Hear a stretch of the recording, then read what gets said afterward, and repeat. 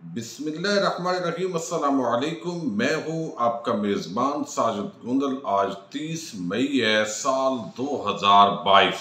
तहरीक इंसाफ का long March two Imran Khan की हिकमत अमली ने राना सनाउल्लाह को चकरा कर रख दिया है। अगला लॉन्ग मार्च कब होगा? इस्लामाबाद में कंटेनर लगने शुरू हो चुके हैं। इम्पोर्टेड हुकूमत मुकम्मल तौर पर घबरा चुकी है। इस हवाले से तफसीलात आपके सामने रखूंगा। एंकर इमरान खान, समी इब्राहिम, मुईद पीरजादा और दीगर आज इस्लामाबाद हाई कोर्ट में पेश हुए हैं। मतीउल्लाह जान की आज कैसे बैंड बजाई गई है, इस पर भी बात करेंगे और उम्मीद करूंगा कि आप समाअत करने के बाद हमेशा की तरह अपने कीमती फीडबैक से ज़रूर आगाह करेंगे। चंद सहाफ़ी जिनको पिछले दिनों टारगेट किया गया, उनमें एंकर इमरान, रियाज खान, साबर शाकर, समी इब्राहिम, मुईद पीरजादा, अरशद शरीफ। आज इनमें से साबर शाकर के अलावा जो 4 सहाफ़ी हैं वो इस्लामाबाद हाई कोर्ट में पेश हुए हैं। साबर शाकर इस वक्त बैरून मुल्क हैं। उनकी एहलिया ने भी आज एक दरख्वास्त दी है कि उनको थ्रेट दिए गए हैं। टीवी चैनल ARY से वो 17 साल की रफाकत के बाद रिजाइन कर चुके हैं। कसूर यही है कि शायद वो ऐसी बातें करते हैं जो हमारे बाद रियासती इदारों को नागवार गुजर रही हैं। और पहले दूसरी टाइप के जो सहाफ़ी थे उनको टारगेट किया जाता था, लेकिन आजकल ये लोग जो सारी उम्र पाक फौज जिंदाबाद के नारे लगाते रहे हैं, इनको जेर अताब लाया गया है। आपको इल्म है कि chief justice Islamabad high court Athar Minallah ने पिछली पेशी पर IG इस्लामाबाद और सेक्रेटरी दाखिला और दीगर को तलब किया था और कहा था कि मुल्क के मुख्तलिफ शहरों के अंदर जो इनके खिलाफ FIRs का इंदराज हो रहा है उनको एक ही जगह पर यकजा किया जाए।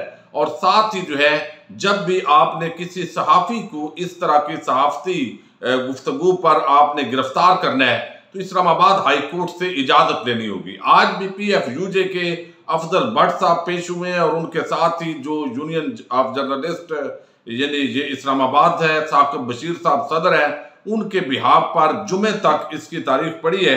लेकिन ये समाअत इंतहाई अहमियत की अमल थी जिसके अंदर जो है वो चीफ जस्टिस ने कहा है कि बलोच तलबा उनके भी इस वक्त मसाइल हैं।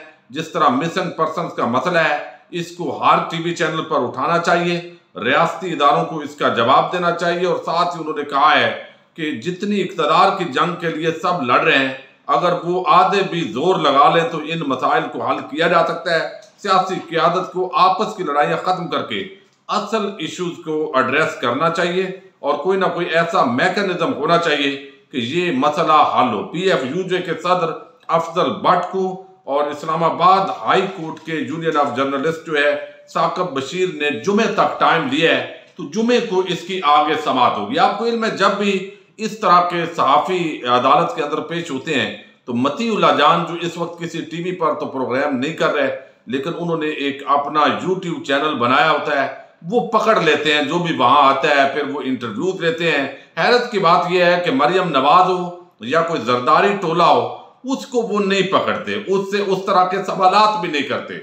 लेकिन जब उनके मुखालफ कोई तबीयत के एंकर जैसे आज मुईद पीरजादा, समी इब्राहिम, अरशद शरीफ और जो इमरान रियाज हैं, उनसे उन्होंने कमेंट लिए और फिर उनकी कोशिश होती है कि मर्जी के साथ जो है ऐसे कंट्रोवर्शियल किस्म के क्वेश्चन लाए जाएं जिसके अंदर कोई मुतनाज़ा किस्म की सूरत हाल आगे बढ़े। लेकिन एंकर इमरान खान ने आज उनको बड़ा टोका और उन्हें कहा, एक तो वो आपको इल्म है पाक फौज का भगौड़ा उनको कहा जाता है, और वहां एक एंकर इमरान खान ने आज बात की है कि उन पर शायद किसी ने कुछ ज्यादती की थी या इस तरह का मामला था, लेकिन वो इस पर गुस्से में भी आ गए। और साथ ही उन्होंने बताया कि जब ये सवाल करने लगे कि भाई आप मिसिंग पर्सन जो है उनका जिक्र नहीं करते, आपने कितने प्रोग्राम किए हैं, तो उन्होंने बताया भाई हम प्रोग्राम करते रहे रूटीन के मुताबिक, और बहुत सारे प्रोग्राम ज़ाहिर है बंदा नहीं भी कर सकता, नहीं आपको ही तो बताएं। उस पर बताया एंकर इमरान खान ने कि हमने मुदस्सर नारों पर प्रोग्राम किया, गवादर के अंदर जो इस वक्त हालात हैं उन पर भी प्रोग्राम्स किए हैं। तो इस पर वो फिर मजीद गुस्से के अंदर हुए। एंकर इमरान खान ने और समी इब्राहिम ने पूछा कि भाई आप बताएं, ये जो अभी हालिया जिस तरह रियासती दहशत गर्दी हुई है, जिस तरह लोगों की चादर और चार दीवारी का पामाल किया गया है, जैसे मौजूदा हुकूमत जुल्म सितम के पहाड़ डाल रही है, आपने इस पर कितने प्रोग्राम किए हैं, आप इस तरह की बात क्यों नहीं करते। जब ये बातें होती हैं तो बहुत सारे मैं ऐसे टोकरा सहाफियों को देख रहा हूं, वो कहते हैं जी ये असल सहाफी नहीं है। असल सहाफी कौन है? जो जरदारियों और शरीफों के नौकर हूं, लिहाजा वो कहते हैं इनको अहमियत नहीं देनी चाहिए। फिर ये भी सवाल किया गया PFUJ के जो सदर हैं अफजल भट्ट कि भाई आपने इनसे बात की है कि ये पहले हमारे सहाफियों के साथ खड़े नहीं होते थे। उन्होंने कहा भाई ये मौका नहीं है, जब ये मामलात हल हो जाएंगे तो इस पर हम बात करेंगे। अरशद शरीफ ने बताया कि आज रात को वो मिसिंग पर्सन के हवाले से एक प्रोग्राम करने जा रहे हैं, उसमें फिर ये चैलेंज करने लग गए कि भाई मुझे भी प्रोग्राम में बुलाओ। उन्होंने कहा भाई हमारे प्रोग्राम का एडिटोरियल ने जो है वो और तय हुआ है, उसके अंदर आप नहीं अभी आ सकते। इमरान खान को कहा भाई मुझे अपने प्रोग्राम में बुलाओ, मैं चैलेंज करता हूं। उन्होंने कहा भाई मैं देख लूंगा, आपको प्रोग्राम में नहीं बुला सकता। तो ये हमेशा वहां पर इंसल्ट करने की कोशिश करते हैं, लेकिन आज एंकर इमरान खान ने इनको अच्छे तरीके से एक सबक दिया है। बहरहाल इस्लामाबाद हाईकोर्ट इसकी जो अगली समाअत है वो करने जा रही है जुमे को, और वो जो रियासती इदारे हैं उनसे इस हवाले से सवाल लिया जाएगा, जवाब लिया जाएगा। दूसरी तरफ जो है वो इस वक्त चूंकि इमरान खान ने ये धरना नहीं दिया, लॉन्ग मार्च खत्म कर दिया, बहुत सारी चीजें इस हवाले से हो रही थी, लेकिन अब ये बात कंफर्म हो गई है कि बैक डोर के अंदर इमरान खान के साथ राब्ते हो रहे थे। अगरचे कोई डील नहीं हुई, ये बात वो दुरुस्त कह रहे हैं, लेकिन बताया जा रहा था कि अगर आप इस तरीके से आगे बढ़ेंगे तो रियासती इदारों के साथ अल्टीमेटली तसादम होगा। जिस तरह वहां डी चौक पर रेंजर और आवाम आमने सामने खड़े थे, अगर वहां डी चौक के अंदर इमरान खान पहुंच जाते तो यकीनन जो लोग सारी रात चैलेंज, आंसू गैस का सामना करते रहे, लाठी चार्ज का सामना करते रहे, तो वो एक टकराव होता। अब अगला लॉन्ग मार्च कब होगा? ये कोर कमेटी का जो पेशावर का इजलास हुआ है PTI का, उसकी कुछ अंदरूनी कहानी सामने आई है। एक तो ये कि वो लॉन्ग मार्च 15-20 दिन का उसके अंदर टाइम होगा, 6 दिन के बाद ये जो अनाउंसमेंट होगी, तो ये लगता है कि 15 से 20 तारीख के दरमियान ये लॉन्ग मार्च होने जा रहा है। और इसके साथ ही जो है वो चूंकि IMF के मामलात थे और इस वजह से इमरान खान ने कुछ वजूहात की बिना पर पहले स्पेस दी है। अब ये है कि एक नई हिकमत अमली डिस्कस हो रही है। सदीक जान साहब ने भी इस हवाले से खबर दी है, मजीद मैंने चेक की है, और इसमें बताया गया है कि पंजाब से जब अगला लॉन्ग मार्च फाइनल होगा, कुछ लोगों की ये राय है, और राय ये है कि PTI को असम्बलियों के अंदर लाया जाए। जब वो वापस असम्बलियों में आएंगे, चेयरमैन नैब से लेकर तमाम जो तकर्री हैं उन पर मुशावरत होगी। सवाल वही है कि अगर मुशावरत होगी भी तो अमल दरामद तो हुकूमत ने अपनी मर्जी से करना है, लिहाजा वो एक स्टैंप भी लगेगी और उसके बाद भी अपनी मर्जी से मामलात आगे बढ़ेंगे। इस वक्त जो सबसे आम रोल है वो सुप्रीम कोर्ट ऑफ पाकिस्तान का जो सो मोटो है उस पर अभी चूंकि फैसला आना है कि, और PTI भी आज एक पिटीशन फाइल करने जा रही है कि भाई क्या हमें आज़ादी इज़हार राय नहीं है, क्या हम अपना एहतजाज नहीं कर सकते। पुलिस ने किस तरह बर्बरियत की, रेंजर आर्मी सब खड़े हो गए इदारे, इन हालात के अंदर एक बड़ी पार्टी को साइड लाइन पर किया जा रहा है। तो ये सुप्रीम कोर्ट का जो फैसला आएगा, ज़ाहिर है पहले वाला अगर वो आ जाएगा तो उसके अंदर भी बहुत सारे जो राइट्स हैं वो प्रोटेक्ट हो जाएंगे, और नई पिटीशन पर भी फैसला आने का एक तो इतने में ये आ जाएगा और इंतजार कर लिया जाएगा। इसके साथ अगर ये मामला यहां हल नहीं होता या सुप्रीम कोर्ट इजाजत दे देगी, गिरफ्तारी नहीं होगी, चादर चार दीवारी का तकद्दस पामाल नहीं होगा, अब नून लीग और उनके सहाफियों ने सुप्रीम कोर्ट पर सोशल मीडिया के जरिए अपना दबाव बढ़ाना भी शुरू कर दिया है, तो फिर ये हाल होगा कि पंजाब से बर वक्त 10-12 हजार जो लोग हैं, 10 से 15 हजार लोग, उनको खैबर पख्तूनख्वा के अंदर पेशावर में बुला लिया जाएगा। वहां वो जमा होंगे और बाकी जो लोग हैं उनको कहा जाएगा कि जब रास्ते खुलेंगे और इस्लामाबाद हम पहुंचेंगे तो फिर आपने इस्लामाबाद पहुंचना है। ये जो लॉन्ग मार्च 2 है, इसकी हिकमत अमली ने राना सनाउल्लाह को परेशान किया हुआ है।